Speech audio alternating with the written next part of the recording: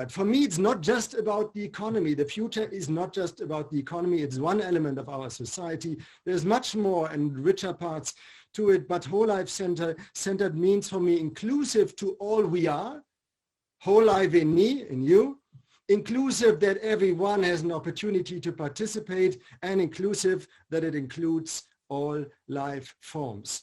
And I want to begin actually with a very short poem I recently wrote. It's just 3 lines. It's about my vision for the future. It's called Reflecting on the Past. My vision for the future is presence. And I'm saying that because, Andreas, you brought me a little bit by digging out this poem quickly, because you talked about identity, purpose, compassion, courage, and you raised the question, what makes us human? And I think we are exactly at this point in our own evolution that this question is coming up again. You know, who are we? And who are we as a species? And what is our role that we fulfill? And I do see at the moment, I see us still between 2 major forces, and probably we can say it in very different words. The one is this force composed of materialism, the belief technology will drive the future by itself, consumerism, individualism, it's me, myself, and me, and it's very anthropocentric.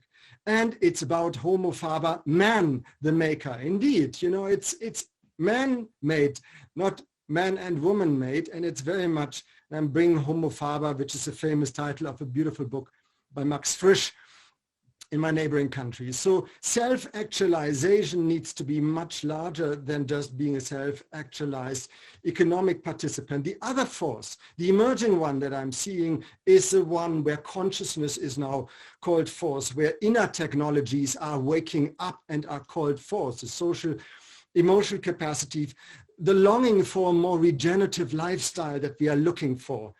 And George, your point, to enter into more collaborative, life-centered spaces. I call that is the emerging force of the homo integralis. We are looking to become whole and to bring the wholeness of who we are in.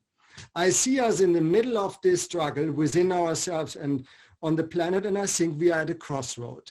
I have a book which I brought, which really touched me, a good close friend, also a future thinker that many of you know, Duane Elgin, Choosing Earth, a powerful book in which he states that not only is a choice for Earth mandatory, but we are already at a state where it's too late that we can believe romantically that the future will just be easy. We are already downhill, and we will need an education system that equips us also with proactively Protopia, reimagining our future and participate in it. Every person needs to be enabled through education, through collaborative learning spaces, George, your term, to become an active protopist or agent of transformation, as I like to call it.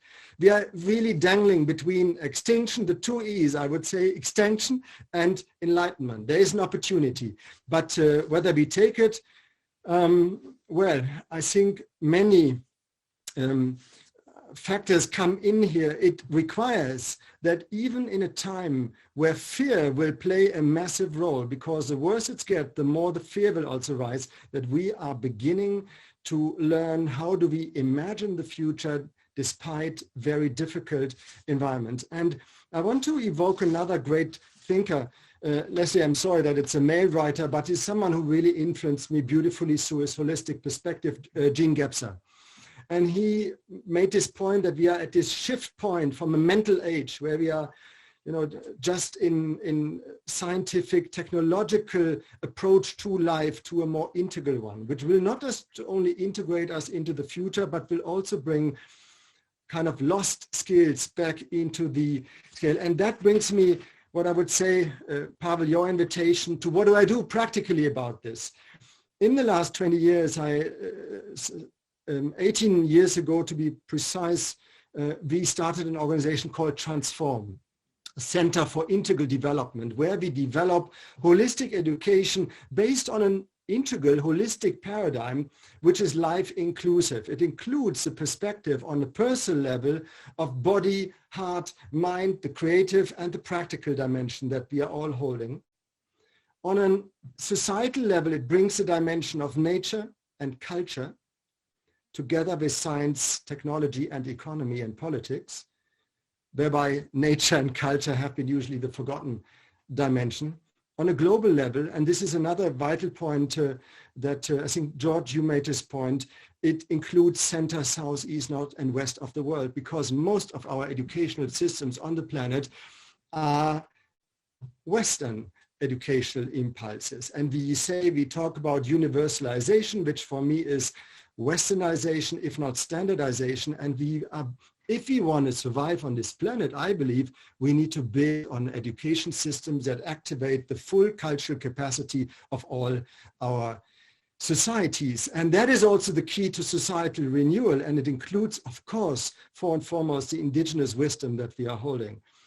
And the nature and culture-bound wisdom. But many would maybe often speak more here about the feminine, while the other, the science, technology, and pure economic driven, is more masculine factor of ours. That's a more visible side. And I see this enormous need to bring this together. So we have developed educational programs.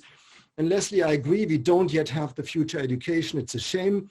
We are beginning, we are in experimental phase. We have developed educational programs initially for university students, where we develop courses on integral development. We do one, for example, with the university in St. Gallen in Switzerland.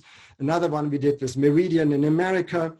My wife, Ramamani, we're working together, is working, by the way, I wanted to purposefully highlight that because I believe we need to enter more purposeful partnerships between gender to stretch ourselves into new beings. And I know that Pavel also just started Team Luksha together with his wife. And I know also, George, you are working closely with your wife. I think there is something important in that without making it grandiose now on our side. But this kind of close, intimate co-creation of the future is vital. So we are creating holistic, integral educational processes where we enable people to participate in creating the future, addressing burning issues in their communities and societies. We've developed, for example, a PhD program, which we like to call a process for holistic development, PhD. It's also a PhD, but I'm saying that only we are hijacking the existing educational formats to turn them into holistic solution creation vehicles to have an impact on our societies. We work a lot in Africa and in the Middle East and in Asia, particularly because we believe that much of the knowledge which is embedded there as much as in our society, in Western societies, is forgotten on the global scale. We have, and you see it behind me, and again, please not as a booster, but I'm proud of it because you see the Routledge Transformation and Innovation series behind me. I'm the co-editor of it. Most of the work is our African, Middle Eastern, Asian PhDs who have participated in creating a global knowledge base of what it means to engage holistically with our societies. And they become then again curriculum for local entities. And may I, in conclusion, also show you one thing. These are a couple of bachelor and master theses.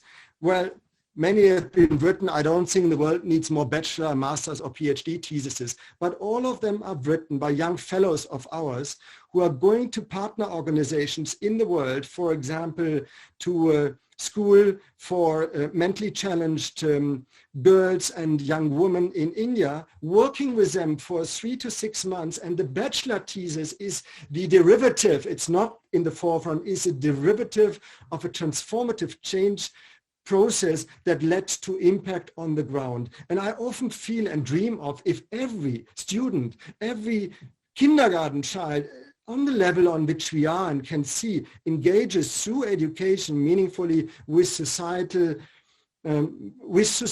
whatever it is, in my neighborhood or on a larger scale if I'm able, then we could, in a very fast time, we could recreate our planet. We could create a regenerative society. So this is, I wanted just a short final one, because anyway, I'm first of all very happy that we also had a bit of tension here in this space, which is needed. I mean, you ask for a shared future, and I think we are at a time where we are only learning to co-evolve and to hold different opinions together. But I think the key is, and that's why I think these kind of panels are so important and are a model for future education, how do we come together expanding ourselves, holding more perspectives than one together in order to co-evolve. And that for me is also the kind of spaces that I feel we jointly need to offer. That is also, by the way, and I want to end on this invitation, what Home for Humanity does, because we use a home as an educational space where conversations of intimacy, of deep care and of future building can take place and be piloted. And I think in addition, I want to just expand one sentence on the word of cooperation. I do feel, and I think we felt it also a bit with COVID, that people began to feel the heartbeat of humanity. We are living in enormously isolated societies, but there was a sense of we are all in something together. And I think an expansion of our sense of oneness, not just with each other as a species, but also with life as a whole, is a vital prerequisite if you want to build a shared future. And I'm looking much forward to continue this conversation that you initiated, Pavel, and thank you from my side.